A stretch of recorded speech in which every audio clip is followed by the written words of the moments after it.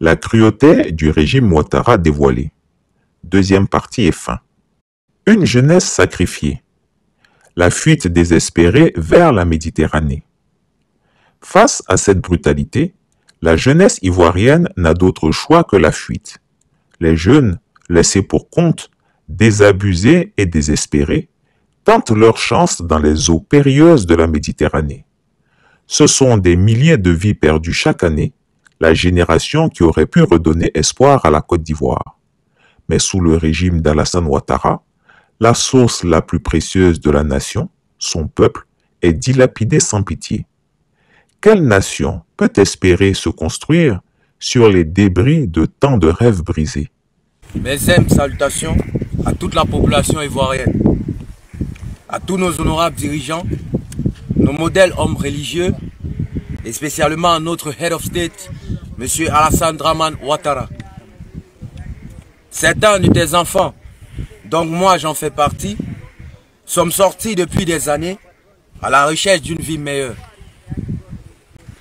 Aujourd'hui, chassés du Maghreb, ayant tout perdu pendant la période du refoulement intensif, nous sommes actuellement dans une partie dangereuse du désert du Niger. Nous faisons ici face à des difficultés multiples. Depuis des mois maintenant, à Assamaka, dans le désert algérois nigérien, qui est à côté, qui a coûté la vie à certains d'entre nous. Tous les ressortissants des autres pays qui étaient avec nous, leur cas traité et envoyé dans leur pays. Nous, Ivoiriens, sommes la seule nationalité omis et mise à l'écart sous prétexte que notre gouvernement n'a pas réagi. Mais nous ne croyons pas à cela, parce que notre président et son gouvernement n'ont jamais abandonné un Ivoirien en détresse. Monsieur le Président, des enfants ici sollicitent votre aide pour intercéder auprès des autorités nigériennes pour notre retour au pays. Monsieur le Président, papa, encore une fois, les enfants, les femmes, les hommes, les malades, parmi nous, pour nous venir en aide. Notre situation est vraiment déplorable. Nous vous présentons ici tous les migrants, enfants, femmes, hommes. Et nous vous demandons pardon et vous supplions de vraiment nous prendre en considération, car nous vivons dans des conditions bien difficiles. Comme vous pouvez le constater, c'est désertique, vraiment désertique, et ça devient vraiment difficile depuis des mois. Merci, Monsieur le Président. Une dette colossale pour un avenir hypothéqué. Alassane Ouattara va laisser derrière lui un pays étranglé par une dette colossale, accumulée pour satisfaire les intérêts privés de son clan et ses projets pharaoniques sans bénéfice pour le peuple. Les infrastructures promises sont dégradées, les écoles et les hôpitaux manquent cruellement de ressources. À la place, ce sont les médias étrangers, comme TV5, qui reçoivent les financements du régime, servant davantage les intérêts de la France-Afrique que ceux des Ivoiriens. Pourquoi construire des hôpitaux lorsque l'on préfère assurer la survie d'une télévision française, garantissant ainsi l'alignement de l'opinion internationale? Le verdict de l'histoire, une Côte d'Ivoire à relever. L'histoire ne sera pas clémente avec Alassane Ouattara. Sous son règne, la Côte d'Ivoire a reculé dans tous les domaines, économiques, social et surtout humain. Les injustices accumulées sont une bombe à retardement. L'accumulation de colère et de rancœur au sein du peuple est un poison lent mais implacable.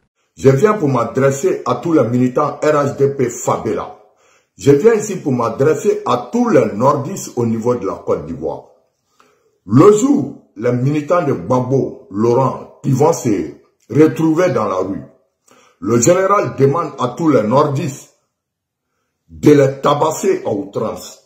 Je demande à toutes les favelas RHDP, si les militants de Laurent Gbagbo se retrouvent dans les rues, partez à la violence avec ces militants. On a beaucoup écouté sur les réseaux et on voit des cadres du Gbagbo Laurent les encourager et on voit une vidéo tournée sur la toile. Jordan Nilwe, qui est connu dans le partisan de Laurent Gbagbo, qui est en Angleterre, et qui est là pour encourager des musiciens qui ont massacré les gens dans les communes différentes à Abidjan, qui ont pris l'eau pour revenir en Europe ici. Et on voit Jordan Nilwe dans les lives avec les mêmes enfants, dit des propos que déjà ils ont déjà fait à brûler les gens dans les communes de Yopougon.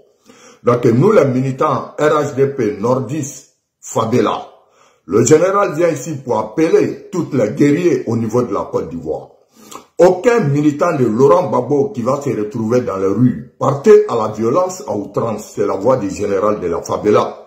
Vous savez, le parti RHDP, c'est une partie des rassemblements et la paix. Mais on ne va pas accepter des personnes sur les réseaux qui sont encouragées par des cadres de Laurent Gbagbo ou Laurent Gbagbo même dit à ses militants d'aller se battre. Donc le général appelle tous les nordistes en Côte d'Ivoire. Si vous voyez les partisans de Laurent Gbagbo dans les rues, partez au combat, partez à la violence, partez aucun pitié. Je demande à tous les guerriers de la Fabela au niveau de la France, si les militants de Laurent Gbagbo se retrouvent dans les rues à Paris, je vous demande de partir dans un combat engagé. Aucun pitié à un militant de Laurent Gbagbo. Aucun sentiment à un militant de Laurent Gbagbo. Donc le général est là pour faire passer ce message à tous les guerriers qui sont en Côte d'Ivoire. Le régime Ouattara a peut-être réussi à bâillonner une partie de la population, mais il ne pourra jamais éteindre le désir de justice qui anime chaque Ivoirien. La question n'est pas de savoir si ce régime tombera, mais plutôt quand. Et lorsque ce jour arrivera, la tâche de reconstruire une nation défigurée par tant de cruauté et de mépris pour la vie humaine sera titanesque. Mais le peuple ivoirien, fort de son histoire et de son courage, saura se relever et bâtir un avenir plus juste et plus humain. Conclusion, une nation à reconquérir. La Côte d'Ivoire mérite mieux qu'un régime qui s'acharne à détruire son âme pour le profit de quelques-uns. Elle mérite un avenir où chaque citoyen pourra marcher la tête haute dans un pays où justice et dignité ne seront pas de vains mots. Alassane Ouattara, malgré son pouvoir, n'est qu'un obstacle temporaire sur la route de cette renaissance. Mais il doit être tenu responsable de l'agonie actuelle du pays. La reconstruction viendra, et ce jour-là, la Côte d'Ivoire sera prête à tourner la page d'une époque sombre pour écrire enfin l'histoire d'une nation fière, unie et résolument tournée vers un avenir de justice et de prospérité.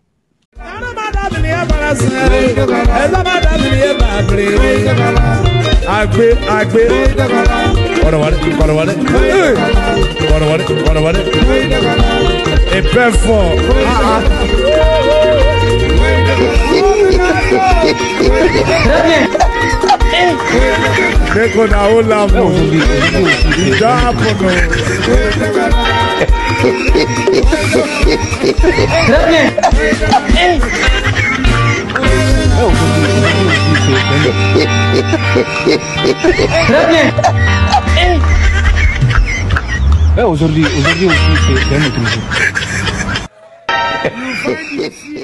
Chris Yapi ne ment pas. Retrouvez Chris Yapi sur ses deux chaînes YouTube, sa chaîne Dailymotion, Instagram et VK.